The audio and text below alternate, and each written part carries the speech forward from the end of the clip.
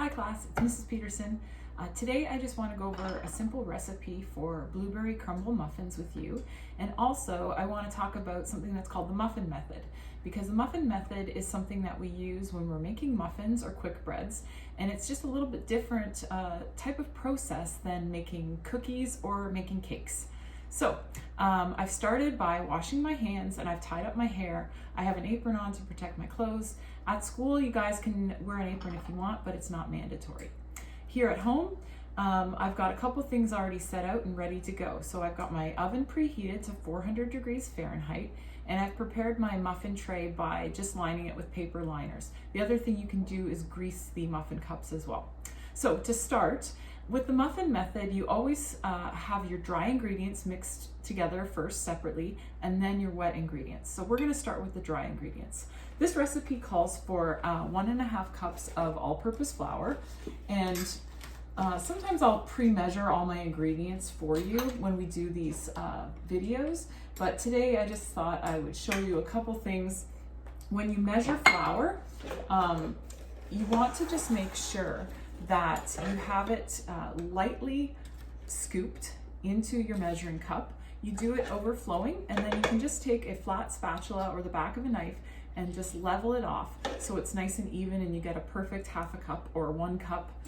When you do something like sugar, which is our next ingredient, you want to make sure that you level it off as well, but you don't have to worry about not packing in sugar. Sugar can be shaken even to level it off, or you can just use your straight edge and level it off like that. This recipe calls for 3/4 of a cup of sugar, and so you can either use a 1/2 cup plus a 1/4 cup like I just did, or you can use your 1/4 cup 3 times, but you're not really supposed to use dry ingredient measuring cups only partially full. So just keep that in mind when you're baking, because you want to be as accurate as possible. The other ingredients that go into the dry is 2 teaspoons of baking powder and also a 1/2 teaspoon of salt. So I'm just going to mix that together with a whisk, and you just want to incorporate everything evenly and completely, because you want that leavening agent to be evenly distributed amongst the dry ingredients. And so we always start with those dry ingredients, and in this case sugar is considered a dry ingredient. If you were to use what's called the creaming method, sugar usually goes in with the fat. But one of the differences with the muffin method and the creaming method is that the muffin method uses liquid fat. So in this case, one of our liquids in here is liquid vegetable oil. And if you were to use the creaming method in cookies or something, you probably have a solid fat like butter or margarine.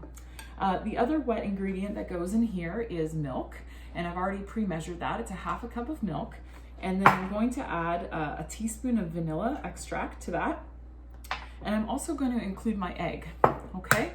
So I'm just mixing this right in my measuring cup. If you want though, you could put it in a separate bowl. It's just preference.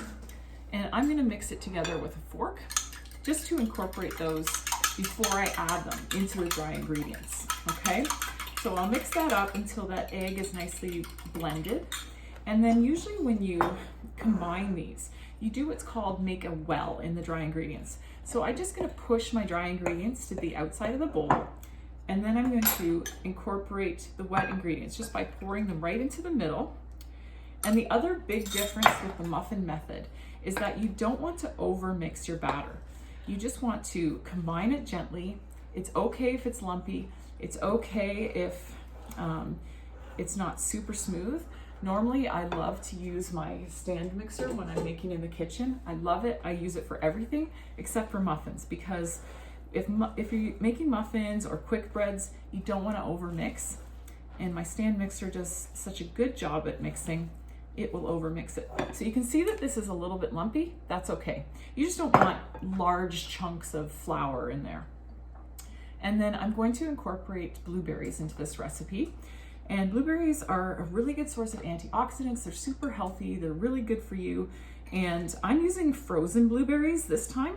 You could use fresh, but at this time of year, it's February, it's going to be cheaper to buy frozen blueberries. So I just bought some frozen blueberries from the grocery store.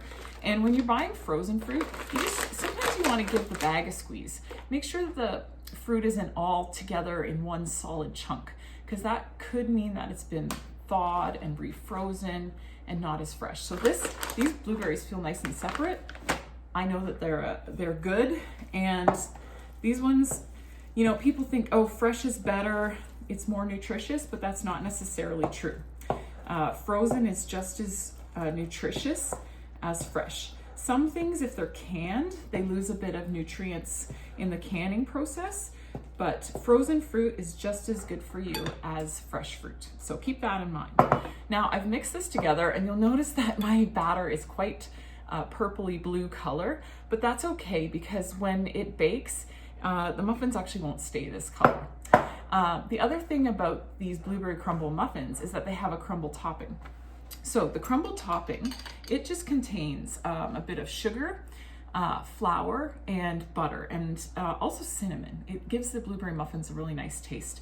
So I've cubed the butter, or diced it, I guess, right in here. And since the butter is cold, I'm going to use a pastry blender. So pastry blender, hopefully you have one of these things at home. You use it if you're making pie pastry, but also if you're just cutting in fat into something dry. So you can see I'm just kind of pressing into the mixture here, and we'll get that nice and crumbly. And sometimes you have to scrape off the butter if it gets stuck to your pastry blender as you go, and that's okay. And then you just keep blending and mixing as you go, and make a nice crumbly topping. So my next step will be to get these into our tray, and I'll show you what they look like going in the oven, and also what they're gonna look like when they come out, okay? Okay, so I've got the muffins into the tray now at this point. You can see that I only made 10. Usually I make a dozen with this recipe, but I must have filled them a little fuller this time. I wanted to show you too what the crumble topping looks like. You can see that it is lumpy, and that's okay. We do want that. And then what we're going to do is we're going to just sprinkle a bit of this crumble topping on each one of these muffins before we bake them, okay?